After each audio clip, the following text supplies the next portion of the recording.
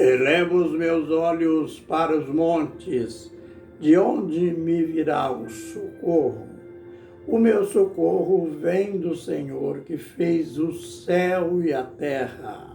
Salmo 121, verso 1. Ministério Pão Vivo. Vem comigo em meu canal Gotinhas da Verdade, para mais um tempo de lições, de aprendizado no livro de Deus. Hoje falaremos de situações que marcaram a vida do apóstolo Pedro. Isto com a finalidade, aqueles que têm a tendência de endeusar a Pedro, chegando ao ponto de dizer que ele, Pedro, é o chefe da igreja, que Jesus delegou a ele esses poderes. Então, a gente vai ver que, na realidade, a posição, a postura de Jesus de admirar a confissão de Pedro, quando ele disse: "Tu és o Cristo, o Filho do Deus vivo", na realidade, Jesus deu nota, uma boa nota para ele, e disse de virtudes que ele tinha e de posições que ele teria no reino, no colégio apostólico.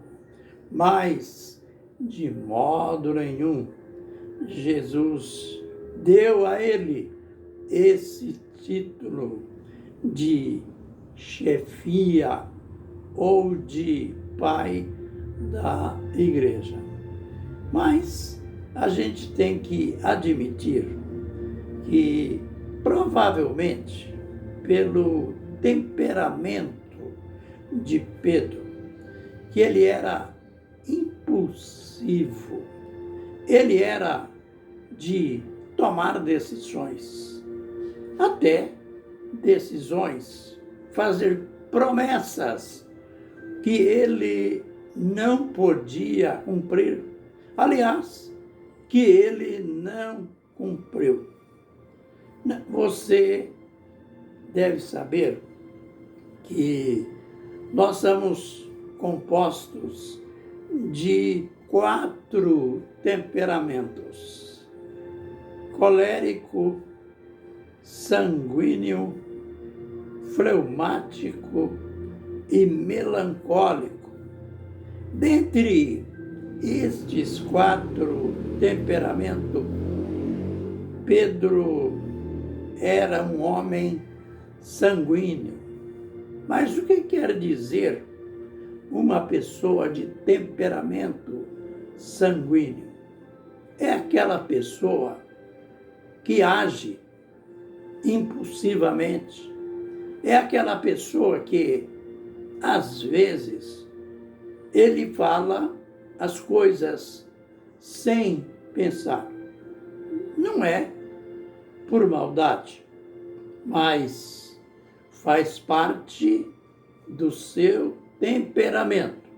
É claro que nós não podemos usar o nosso temperamento como desculpa para cometer erros, para cometer pecados. Mas, ao descobrir qual é o nosso pensamento, nós temos que pedir de Deus a graça para dominar os nossos pensamentos. Veja que Pedro, embora o seu nome significasse pedra, note que ele era um tanto volúvel, não porque ele tinha esse algo negativo, fazia parte do seu temperamento. Podemos notar aqui que assim que Jesus chamou ele de bem-aventurado, assim que Jesus falou que ele era um homem feliz, porque tinha dado uma revelação tão profunda, cuja revelação não veio de carne nem de sangue, não veio de homens, mas veio para o apóstolo Pedro diretamente de Deus. Logo a seguir, quando Jesus anunciou a sua morte, anunciou que ele seria preso, crucificado e iria ressuscitar no terceiro dia. Note, Jesus ainda não tinha falado isto para os apóstolos. Os outros ouviram, ficaram quietos, mas Pedro questionou aquilo que Jesus estava falando. Ele disse: não, mestre, de maneira nenhuma acontecerá isso com o Senhor. Note, ele manifestou uma certa dosinha, um denguinho para com Jesus. De maneira nenhuma acontecerá isso. Ah, mas Jesus não precisava de dengue. Jesus não precisava desse tipo de advertência. Ele falar que ia ser preso, morto, crucificado, ressuscitado. Jesus tinha plena certeza do que ele estava falando. Ele veio para isso. Qual não foi a nossa surpresa? Qual não é a nossa surpresa? Jesus disse para o apóstolo Pedro: para trás de mim, Satanás. Você não entende os desígnios de Deus. Note que disparidade. Um pouquinho antes era bem-aventurado e agora virou capeta. Agora Satanás. Então, aqui nós já temos uma lição de que Jesus não ia colocar nas mãos de um homem assim a direção da igreja. Um outro episódio, lá na crucificação, lembre que Pedro foi devidamente armado. Ele sabia que Jesus seria preso. Jesus tinha avisado. Os outros foram normais. Ele tinha uma espada na bainha. Da realidade, ele era uma pedra. Ele tinha um temperamento colérico.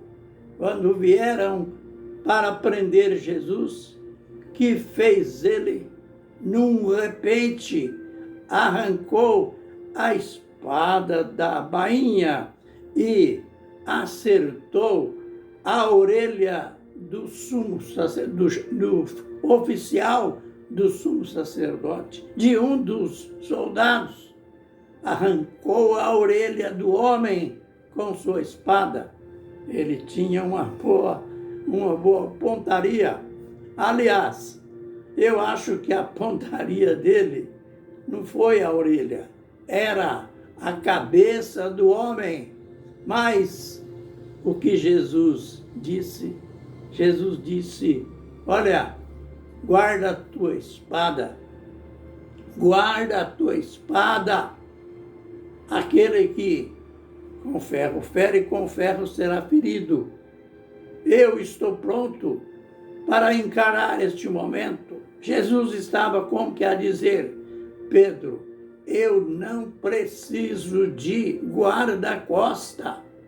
Mas se a gente for analisar no lado humano, Pedro estava tentando defender o seu mestre, o temperamento dele, o fato de ele ser uma pedra.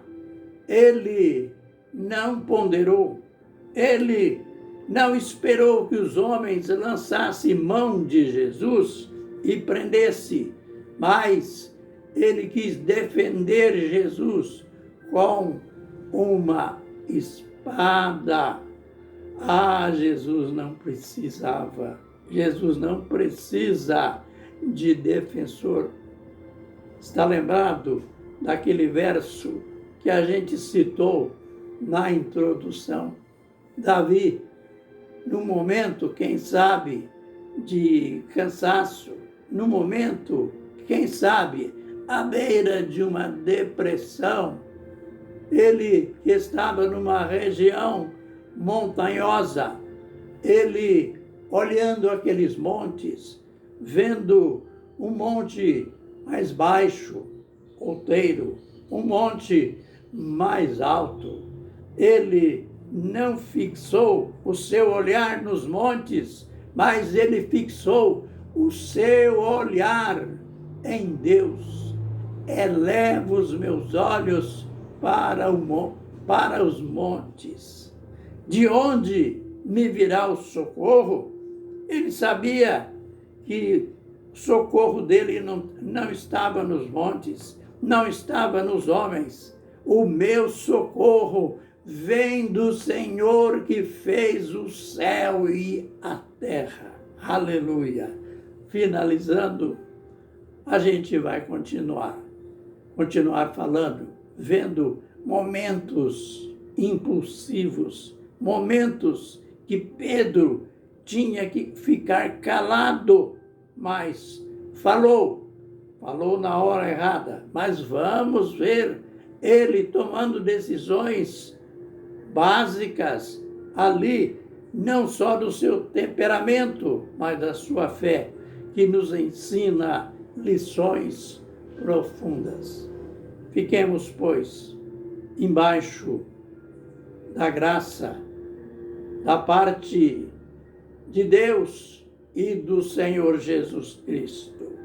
Amém e amém.